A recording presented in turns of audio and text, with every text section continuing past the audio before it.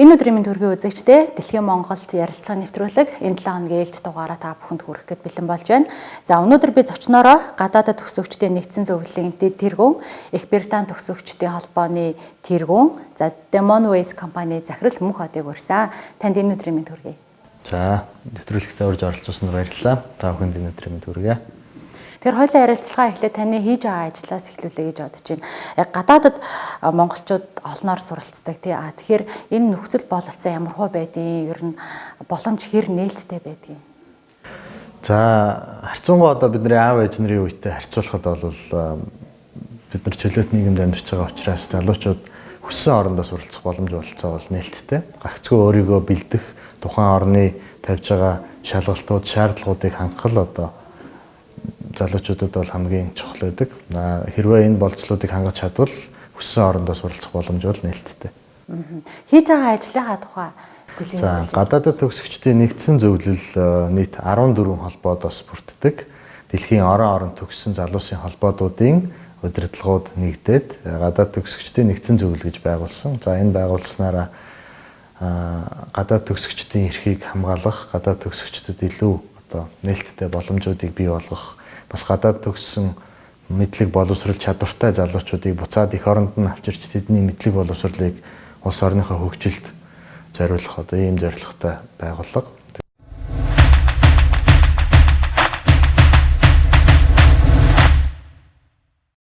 За гадаад төгсчдийн нэгдсэн зөвлөл бол 2017 оноос эхлэн анх үйл ажиллагаа явуулж эхэлсэн. Гадаад төгсөгчдийн олон холбоодууд байдаг. За энэ холбоодууд нэгдэж байгуулсан байгууллага гэж ойлгож байна. За гадаад төгсчдийн нэгдсэн зөвлөлийн гол үйл ажиллагаа бол гадаадд боловсрол эзэмшсэн мэдлэг чадвартай залуучуудыг Монгол руу эх орон руугаа буцаан ирэх нөхцөл боломжоор хангах, тэдний мэдлэг боловсролыг буцаагаад улс эх орныхоо хөгжилд зориулах ийм зорилготой байгууллага. Тэгээд хоёр үндсэн чиглэлийн үйл ажиллагаа явуулдаг. Нэг нь бол буцаад гадаад руу явах сонирхолтой залуучууд их байдаг. Гадаадд суралцж боловсрол эзэмших зорилготой залуучуудаа ямар мэрэгчлэр сурах бол аль улсад сурвал илүү оновчтой байдгүй, аль улсуудад ямар тэтгэлэг хөтөлбөрүүд байдаг гэх мэтчлэн мэдээллүүдээр хангаж тэдэнд тусалж өгдөг ийм байгууллага байна. Бид нар ингээл гадаад ялангуяа орчин үеийн залуучууд илүү гадаадд сурч боловсрол эзэмшээд гэтээ зарим нэг орондоо бас ирэх төдийлөн сонирхолгүй байгаа юм шиг санагддаг. Яг энэ тал дээр танах ямар жиг үүрэгтэй ажилладаг? За сүүлийн жилүүдэд харамсалтай тоо бол гадаадд сурсан залуучууд буцаж ирэх нь бол нэлээд багасж байгаа. За энэ нь бол мэдээж маш олон зүйлүүдтэй холбоотой байна. Гэхдээ бидний авч үзэж байгаа хамгийн том шалтгаануудын нэг бол залуучууд төлөвлөгөө сайн төлөвлөж яваагүйгээс энэ асуудлууд маш их болдог. За жишээлбэл энд ямар нэгэн байдлаар мэрэгчлээ буруу сонгосноос болж очиод суралцах явцдаа тэр мэрэгчлэрээ сурахаа болох. За тэгээд мэдээж маш мэрэгчл боловсралтай болоод буцаж ирэхийг хүсэж явсан залуучууд маань тэр зорилготой хүрч чадаагүйгээс болоод тэндээ үлдэх. За мөн дээрэс нь миний хувьд бол залуучуудаа зөвлөдөг нэг зүйл бол хитрхи эрт гадаад руу явах тохиолдол маш их байдаг. Одоо дөнгөж 10-аас төгссөн хүүхдүүдийг гадагшаа явуулах нь зарим тохиолдолд оновчтой биш байх тохиолдол байна. Ягаад гэвэл огт мэдхгүй мэрэгчлийг мэдхгүй хэл дээр сурна гэдэг маань нэлээд бэрхшээлтэй байдаг. За энэс болоод маш эрт өөрөө бүрэн төлөвшөөгүй, тухайн сонгосон мэрэгчлээ бүрэн ойлгоогүйгээс болоод залуучууд маань тэнд очиод зорилго нь өөрчлөгдөх. Тэгээд бас тодорхой хэмжээнд соёлын одоо нөлөөнөөс болоод тэндээ үлдэх тохиолдлууд маш их байдаг. Тэгэхээр бид бол явахт нь аль болох их бэлтгэлтэй, тухайн авах байгаа орныхоо талаар мэдээлэлтэй, судалгаатайгаар яваад буцаад төлөвлөгөөнийхөө дагуу мэдлэг чадвараа эзэмшээд буцаж ирэх тэр талаас нь илүү зөвлөхийг хичээдэг те. Та түрүүн харамсалтай тоо байдаг гэсэн те. Энэ ямар тоо баримттай байдаг? За энэ бол яг нарийн одоо тоо байхгүй. Гэхдээ ер нь бол бид улс оронд төгсөж ирж байгаа залуучуудын бүх холбоодуудаас мэдээлэл авдаг. Тэгэхээр энэ дээр бол ирж байгаа залуучуудын тоо бол жилээс жилд багасж байгаа нь анзаарэгдэж байна. За тэгэхээр миний ойлгосноор бол гадаадд сурах хүсэлтэй хүмүүс одоо танай байгууллагт ч юм уу те эсвэл бусад гадаадын төгсөгчдийн холбоодод хандсанаар өөртөө илүү зөв мэдээллийг олж авах, тэгээ өөрөө хаашаа сурах, ямар мэдлэгээ сурах уу гэдгийг олж авах бүрэн боломжтой гэдгийг бас залуучуудаа хэлгүй яах вэ. Тэгээд яг бидэнд хандах заримдаа одоо жишээлбэл туркд төгсөгчдийн холбоо гэж байдгийг огт мэдэхгүй залуучууд шин байна. Англи төгсөгчдийн холбоо гэж байдгийг мэдэхгүй хүмүүс маш их байгаа. Тийм учраас жил болгон гадаад төгсөгчдийн нэгдсэн зөвлөл хөлийн чанддах монголчуудын зөвлөлтөд хамтраад гадаад руу сурах гэж байгаа залуучуудад зориулсан лекцүүд, ивентүүдийг зохион байгуулдаг. Тэгэхээр энэ ивентүүдэд ерөнхийдөө хүрэлцэж ирэх юм бол маш сайн мэдээлэл авах боломжтой. Магадгүй одоо та Герман руу явъя гэж бодож итэл тухайн ивентэд оролцоод мэдээлэлтэй болсноор илүү Австралийг сонгох ч юм уу, эсвэл Австрали руу явъя гэж бодож ирсэн хүн Германыг сонгох ч юм уу. Ийм тохиолдлууд маш их байдаг. За мөн эцэг эхчүүд маш их ирж уулзаж хүүхдүүдэд хааш нь явуул оновчтой байдлаар бас зөвлөгөө авдаг. Түрүүн би нэвтрүүлгийн хаагийн танилцуулсан. Та өөрөө бас их Британи төгсөгчдийн UK алюмни холбооны тэргүүнээр ажиллаж байгаа. Тэгэхээр их Британд та өөрөө сурсан те. Тэгэхээр аль хотод ямар сургуульд мэргэжлээ? За би Лондонд сурсан. Би бол хүмүүнлэгийн ухааны их сургуульд бизнесийн удирдлагаар бакалавр хамгаалаад, за мастера Английн Лондонд хамгаалсан. Тэгээд яг уу би бол их тухайн үед их мэдлэг мэдээлэлтэй учраас ингэж сонголт хийгээгүй. Тухайн үед л одоо надад ингэж таарсан. Гэхдээ одоо ингээд олон холбоодууд, олон төгсөгчтэй уулзаад ажиллаж байхад энэ их оновчтой зүйл байсан байна гэж бодсон. Ягаад гэвэл эхлээд тухайн мэрэгжлийн талаар өөрөө цогц ойлголтыг Монголдо олж аваад, за энийгээ өшөө илүү хөгжүүлэх, гүнзгийрүүлэхээр гадаадын улс орнуудыг сонгох юм бол илүү оновчтой гэж боддог. За Англи улсын Лондон хот бол 10 орчим сая хүн амтай. Өдөртөө орж гардаг хүмүүсийн тоон нэг 2-3 сая байдаг. Тэгэхээр нийтдээ Лондон хот бол өдөрт 13 сая хүн эргэлж идэг маш том хот. Тэгэхээр энэ хотод очиход маш олон орны соёл, олон шин зүйлүүдтэй тулгардаг. Тэгэхээр одоо дөнгөж төгссөн залуучууд бол очиход үнэхээр сонирхолтой гоё хот байдаг, гоё газар. Гэхдээ тэр гоё сайханд одоо магадгүй татагдаад тэндээ үлдэх сонголт хийж байгаа залуучууд ч маш олон. Тийм. Тэгэхээр их Британий одоо Английн Лондоны за сургуулиуд гэж ярил л да. Ямар шалгуураар ер нь оюутнуудаа авд юм бол манай монголчуудаас хэр оюутнууд тэнд сурч байна? За зөвхөн Лондон гэхгүй UK буюу их Британи, Умард Ирландын нэгдсэн вант улсын харьяанд бол Англи, Шотланд, Хойд Ирланд, Уэльс зэрэг орнууд ордог. За эдгээр орнууд бол нэгдсэн стандарттай. За залуучууд мэдэх бах айлцын шалгалт гэж байдаг тийм. Тэгээ айлцын шалгалтын дээр 6-аас дээш оноо ерөнхийдөө авч чадж байгаа бол Английн айлц сургуульд орох боломжтой гэсэн үг. Тэгэхээр залуучууд бол одоо юм хөгжөөд их сайхан болсон байна. Бид нар интернетийн мэдээллийн 90% амьдарч байгаа учраас хэлний боловсролоо сайн эзэмшиж чадсан бол тухайн улсын айлч сургууль руу өөрөө захиа бичээд манай сургуульд суралцах хүсэлтэй байна гэдээ хандхад бол аль сургууль таатай хүлээж авдаг. За тэтгэлгүүд ч гэсэн сургуулиудаас маш их зарладаг. Тийм учраас тухайн сургуулиудын вебсайтыг маш сайн үзэж танилцах хэрэгтэй. Тэгэх юм бол тухайн сургуулиудаас зарлж байгаа тэтгэлгүүдийг мэдээлэл авч болно. За мөн дээрэс нь Их Британий засгийн газрын Chevening-ийн хөтөлбөр гэж байдаг. Chevening-ийн тэтгэлэг хөтөлбөр бол бакалавраас дээш боловсролтой бүх хүмүүст нээлттэй. Ер нь бол тухайн орны манлайлагч залуучуудад зориулсан хөтөлбөр гэж хэлж болно. Тэгэхээр өөрийгөө улс орныхоо манлайлагч залуучуудын нэг болохыг зорж байгаа бол энэ одоо өөрийнхөө зорилгыг захиандаа эссендээ бичээд тэгээ энэ тэтгэлэгт хамрагдаж болдог ийм сонирхолтой тэтгэлэг байдаг. Гэхдээ мэдээж маш олон залуучууд энэ тэтгэлгийг авахыг хүсдэг. Жилдээ нэг 15-аас 18 одоо сүүлийн үед тоон нэлээд өсөж байгаа. Залуучуудад л өгдөг юм тэтгэлэг байдаг.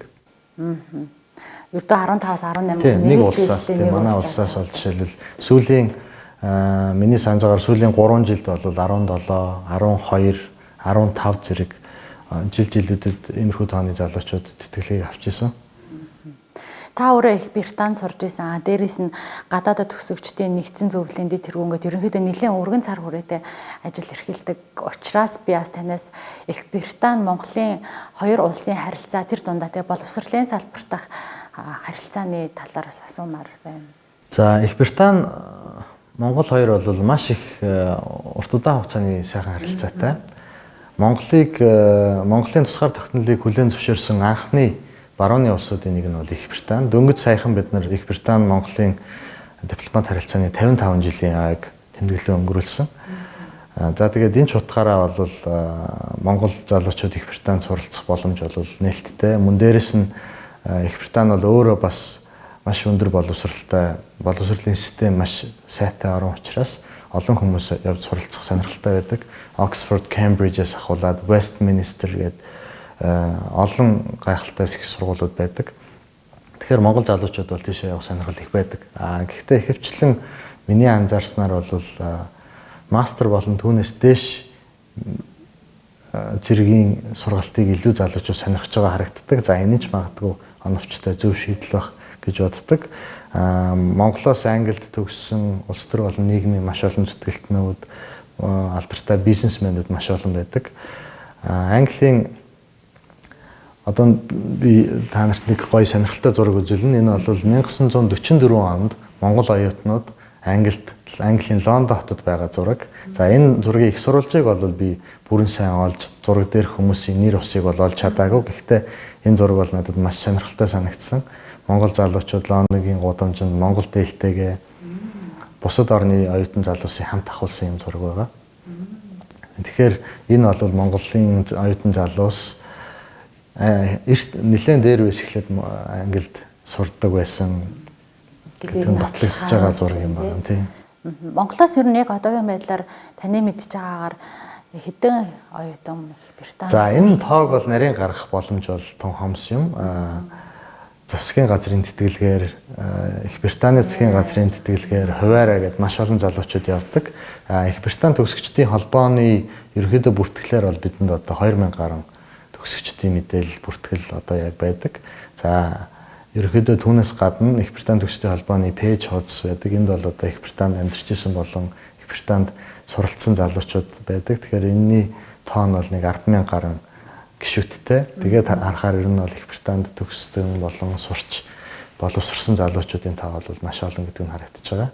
За намайг Англид байх үед бол нэг 100000 гаруй монголчууд Англид сурч ажиллаж амьдардаг байсан. За саяхны тоогоор бол энэ тоо ер нь бараг 20000 төгсөж байгаа гэсэн тоо байгаа. Тэгээд нийт өндөр. Нийтдээ ер нь бол хэлийн чандад 220,000 орчим монголчууд ажиллаж амьдарч сурч байгаа гэсэн ийм тоо байдаг.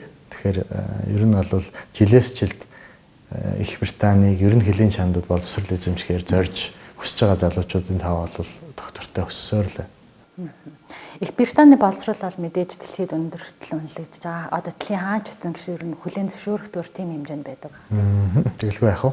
Их Британий боловсрол бол ер нь Их Британи дотроо мөн Европын холбоонд за Америк, Аз гэдэг ер нь бүх төвүүдэд хүлээн зөвшөөрөгддөг. Хамгийн нэн төрөнд одоо жишээл бусад оронд төгссөн хүмүүс энэ төр байлаа гэж үзэхэд ер нь бол хамгийн өндрөөр үнэлэгдэх нь бол үнэлэгддэг орнуудын нэг нь зүйсээр ордог.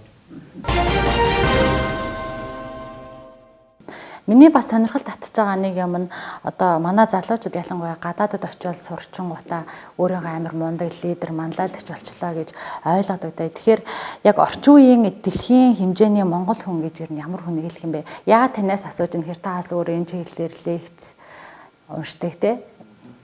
За орчин үеийн монгол хүн гэж ер нь хэнийг хэлэх вэ гэдэг асуулт бол бид үргэлж бодох ёстой асуулт. За ер нь бол мэдээж энэ мэдээллийн 900 онд асар хурдтайгаар хөгжил дэвшил биднийг анх одоо бидний байсан нүүдэлчин хэв маягаас бол шал өөр ертөнцид одоо авчирсан байна. Тэгэхээр орчин үеийн монгол хүн гэдэг бол миний бодлоор эхлээд хамгийн нэн төрөнд өөрийгөө хаанаас гарал үүсэлтэй хинбэ гэдгээ маш сайн мэддэг хүн байх хэрэгтэй гэж би боддог. Гадны боловсрол эзэмшихээрээ Англид ч юм уу аль нэг оронд сурахаараа сурснараа тэр хүн мундаг гэхээсээ илүүтэй тэр хүн эхлээд өөрөө гайхамшигтай өв соёлтой бахархалтай Монгол улсад төрсэн монгол хүн гэдгээрээ бахархах хэрэгтэй. Тэгээд энэ чанараа гадаадын улс орнуудын ололт, амжилт, дэвшил, боловсрлоор чимэх юм бол энэ жинхэнэ орчин үеийн монгол хүн болж чадах байх гэж би боддог. Залуустаа би бас зөвлөдөг. Гадаадын улс орнуудаар аялах сонирхолтой залуучууд хүмүүс бол маш их байдаг. Тэгэхээр би ч өөрөө бас аялал жуулчлалын салбарт ажилладаг хүний хувьд эхлээд Монгол орноо сайхан үзээрэй.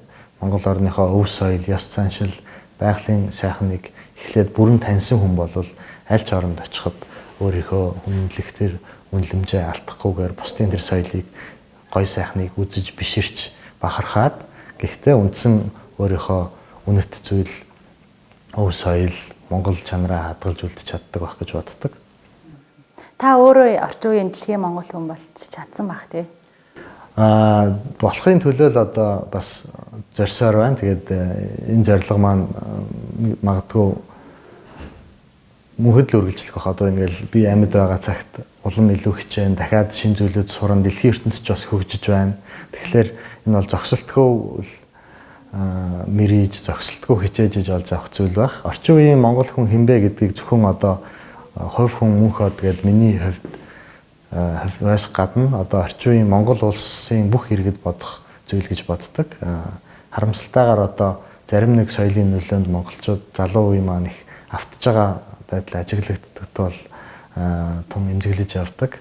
Тэгэхээр бид нэр үндэсний үнэт зүйлүүдээ олж хадгалж тээж чадах юм бол гадны энэ соёлоос авах зүйлүүдээ аваад гээх зүйлүүдээ гээж улам илүү орчин үеийн чадварлаг, мэдлэх боловсралтай монгол хүн болох болов гэж боддог. Та өөрөө аялах сонирхолтой аялал хийж явдаг. Хэдэн жилийн өмнө нэмдээ хойд мөсөн далаа руу аялсан аялалчаа бас сонирхол татчихсан. Хоёлаа тэгэхээр бас аяллаа тухай ярил сонирхолтой байна. За тэгээ ерөн телевизийн нэвтрүүлгүүдэд ороход энэ асуулт үргэлж ирдэг асуултууд нэг. Сонирхолтой газар. Тэр болсон хүн ингээл би очие гэж очичдгүү те. Тэгэлгүй яах вэ? За би 13 настайгаас эхлээд аялал жуулчлалын хөтөж гайдаар ажиллаж эхэлсэн. Тухайн үед надад хэдий баг балчир байсан ч гэсэн ингэж ажиллах боломж олдсон. Тэгээд Монгол орноороо бол би 13 тагаас хойш 100 гаруй удаа тойрсон байдаг. Тэгээд аялал жуулчлалаараа цаашаа гүнзгийрүүлж ажиллаад олон улсын автомашины CC гэж холбооны гишүүн болсон. Тэгэхээр энэ холбоо бол дэлхийн маш олон орнууд руу маш хүнд бэрх сонирхолтой газрууд руу автоуралдаануудыг аяллуудыг зохион байгуулдаг. Тэгээд Арктикийн бүс рүү явсан аялал маань бол Арктикийн бүс рүү өвөл задгаа дээвэртэй машинаар хүрэх юм чаленж байсан. Тэгээд нэлээд хэдэн жилийн өмнө хойд туйл руу автомашинаар Арктик руу автомашинаар очсон анхны монгол хүн болсон. Тэгээд энэ маань маш сайхан дурсамжуудын маань нэг. Ямар хугацаанд? За энэ бол 29 хоногийн нийтдээ аялал байсан. Бид нар Нидерландын Амстердамаас гараад Дани, Норвегиор дамжаад хойшоогоо Лапландаар Арктикийн бүс рүү орсон. Тэгээд автомашин хурч болох хамгийн хойд цэг рүү явсан. За энэ бол өвөл 2 сар байсан. Тэгээд маш сонирхолтой нь бид нар өвөл 2 сард Арктикт задгаа дээвэртэй машинаар очих юм даалгавар бид нарт оногдсон. Тэгээд энэ бол маш сонирхолтой. Маш олон орны хүмүүс оролцсон. Тэгээд энэ бол хагас аялал, хагас уралдааны юм аялал байсан. Тэгээд бид нар бол багаараа 2 дугаар байранд орсон. 1-р байранд орох боломж бол байсан. Тэгээд машин болгон 2 жолоочтой байх хэрэгтэй. Тэгээд хойд туйл руу өвөл 2 сард хамт явах жолооч болоход том хүнд байсан. Тэгээд харин та бүхний танил аялагч ганхуу байхдаа хамгийн сүүлд санал тавихад бол маш дуртайгаар хүлээж аваад бид хоёр өвөл 2 сард явсан. За маш олон хүмүүс бол чи одоо галзуу юм хийж ин да тий өвөл 2 сард бүхээггүй задгаа машинаар хойд туйл руу явна гэдэг бол барыг амиа хорлож байгаа хэрэг гэж хэлэх хүмүүс байсан. Тэгээд бидний аялал маш сайхан болсон. Яг Монгол хүмүүсийн дөрвөн эрсдэл суур амьсгалтай дөрвөн улиралтай оронд амьдардаг учраас бидний хувьд бол бусад орны оролцогчдоос бол харьцангуй амархан байсан гэж би бол дүгнэж бодсон.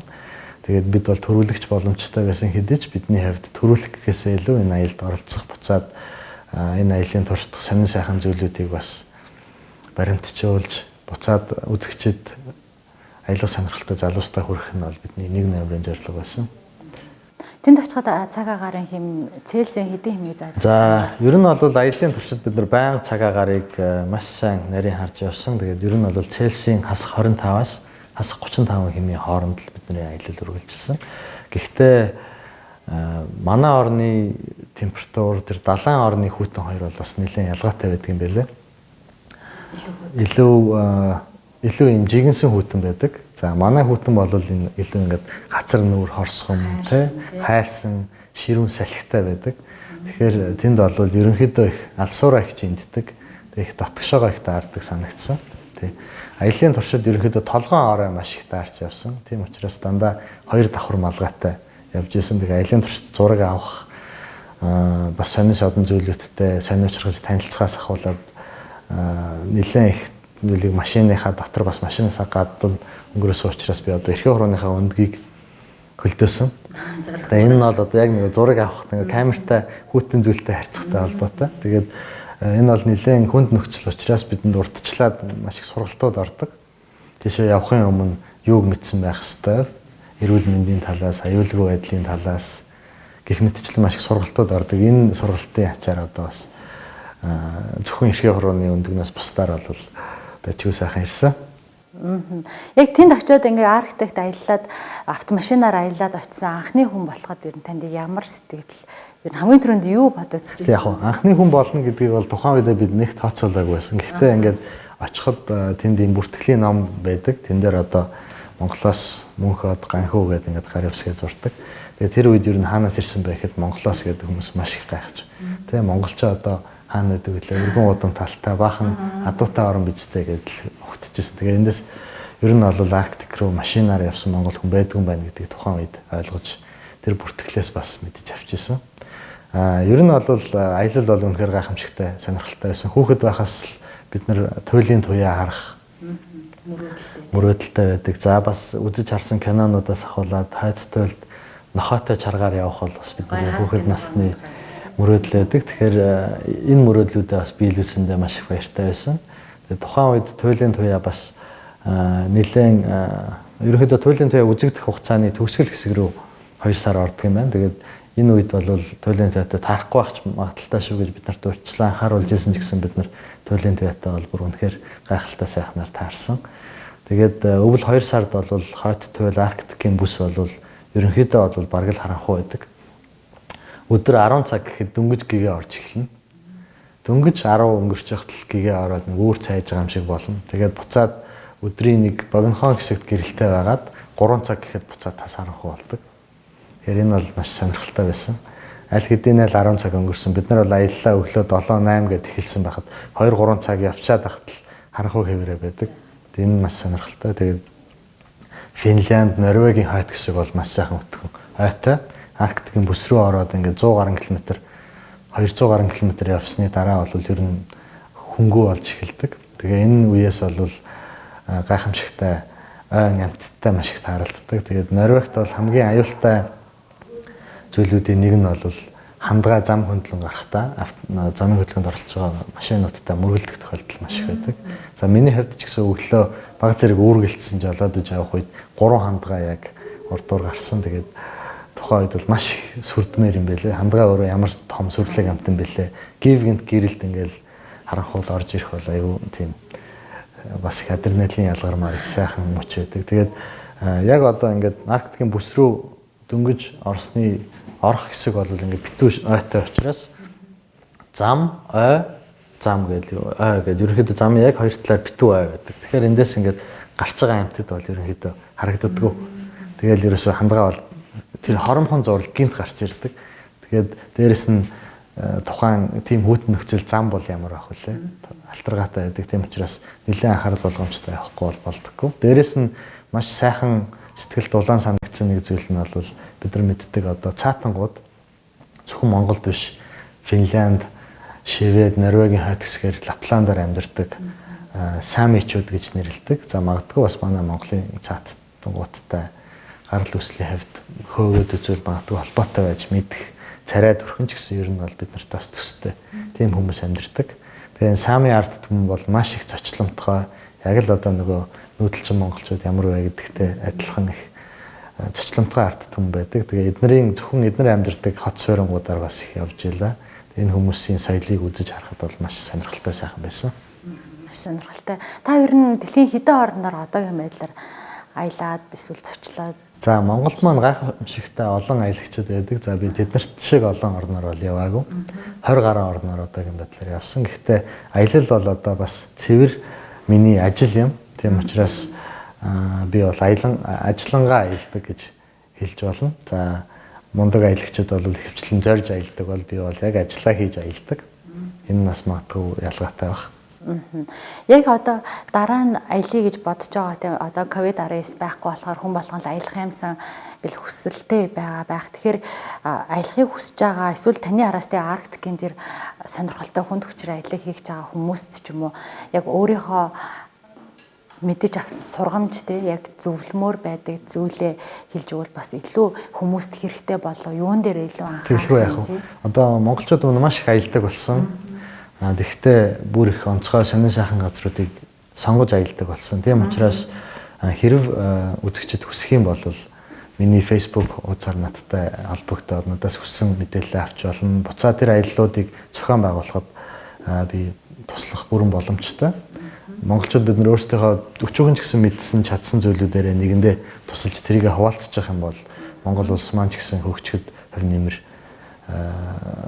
бяцхан ч гэсэн хувийн нэмэр юм болов гэж боддог. За миний хувьд бол Амазоны ширэнгэн ойг бүрэн гатлах тийм зорилго байгаа. Өмнө нь өмнө энэ холбооныхоо үйл ажиллагааны хүрээнд бас яг бүрэн гатлах зорилготой байсан боловч чадаагүй. Тэгэхээр одоо бол дахиж очиод бүрэн гатлах тийм төлөвлөгөө байна. Амазоны ширэнгэн ой бол мэднэ дэлхийн хамгийн том ширэнгэн ойнуудын нэг. Тийм. Тэгээд дээрэс нь Амазоны мөрөнг одоо энэ аяллаа туршид бол 3-аас 5 удаа гаталж гардаг. Тэгээд Амазоны ширэнгэн ойг автомашинаар дахиад бүхээггүй задгаа дээвэртэй машинаар туулах тийм зорилготой байна. Тэгээ Монголоос одоогоор хүн яг энийг туулсан хэсгийг бол мэдэхгүй байна. Мачу Пичу гэдээ бас өмнөд Мачу Пичу гэж одоо ерөнхийдөө өмнөд Америкийн хамгийн өндөр ноён оргил байдаг. Тийшээ бас энэ аяллаа хүрээнд очдог. Тэгэхээр ийшээ очих сонирхолтой ийм төлөвлөгөөтэй байгаа. Ер нь аялж явах явцдаа тухайн орнуудын үндэсний онцлог болон соёлууд, ялгаатай талуудыг үргэлж бид нар анзаарч явахыг хичээдэг. Тэгээд энэ явцад бол хүүхэд байхдаа л нэг боддог байсан нэг зүйл маань бас эргэж дурсагдж байлаа. За 10 хэдтэй хүүхэд байхад бол ер нь өөр орнуудад ингээд явж байгаа араб хүмүүс маш их сонирхолтой, гоё юм шиг харагдаад байдаг. За тэгээд жоохон том болоод ирсэн Франц хүмүүс маш их гоё те, соёлтой юм өвөрмөц сонирхолтой. Хүүхэд бол магадгүй тэд нар шиг болохыг хүсгэрч юм шиг те. Тийм их гоё санагддаг байсан. Тэгээд нэлээд хэдэн орноор аялаад ингээд эцэст нь анзаархад бол энэ хүмүүс яагаад тийм өвөрмөц өөр сонин гоё байж чадаад байна гэхээр өөрсдийнхөө үндэсний онцлогийг л хадгалж чадсанараа л үнэхээр онцлогтой. Дандаа ингээд Европын цагаан арьстай, маш өндөр соёлтой, гоё хөгжилтэй сайхан хотуудын иргэд явж хахад тэр дотор үндэснийхээ овцыг өмссөн тэр араб хүмүүс маш гоё сүрлэг хөндлөмөр харагддагтай адилхан монголчууд бид нар ч гэсэн өөрсдийн энэ гоё уламжлалаа хадгалж энэ гоё энэ өв соёлоороо өөрийгөө гоёж чимэж явах юм бол дэлхийн хаач бас маш өвөрмөц сонирхолтой харагдана гэдгийг би бол ойлгосон. Тийм ч учраас дэлхийн орнуудаар явахдаа за бас олон улсын том арга хэмжээнүүдэд оролцохдоо ер нь бол би үндэснийхээ овц Монгол дээлээр ангарах маш их дуртай.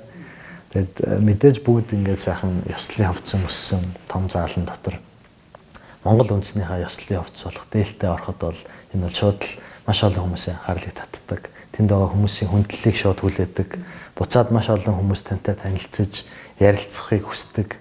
Тэгээ ингэснээрээ буцаад бизнесийн болон холбоо харилцаа үүсгэх маш олон боломжуудыг нээж өгдөг. Тэгэхээр миний хувьд ч гэсэн одоо энэ олон сонирхолтой орнуудаар аялж үзэх тэ бас олон сонирхолтой ажлуудын ард гарахад бол бас энэ үндэсний хавтас, үндэсний соёл маань үргэлж тусалж исэн. Монголоос Норвегийн сонинд гарсан хүмүүс хэд байдгийг би сайн мэдэхгүй байна. Мэдээж бас байдаг бах.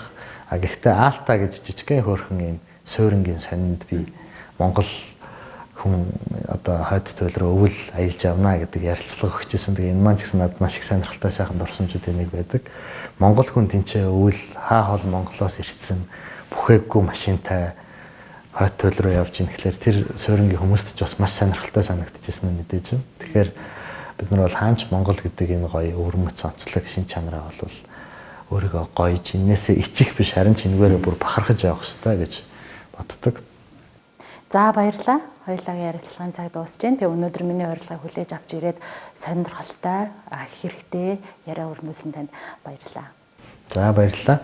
COVID-19 гэдэг энэ их хүнд хэцүү цаг үед бас үзэгчдэд жоохон ч гэсэн өөр зүйлд анхаарах, сатаарах тийм боломж олгосон нэвтрүүлэг байлаа гэж бодож байна. Та бүхэнд урьж оролцуулсан дахин баярлалаа илэрхийлье. Үзэгчдэд бас баярлалаа. Амжилт хүсье. За үзэгчдээ Дэлхийн Монголд энэ удаагийн дугаараа танилцууллаа. Дараагийн 7 хоногт эргээд уулзъя.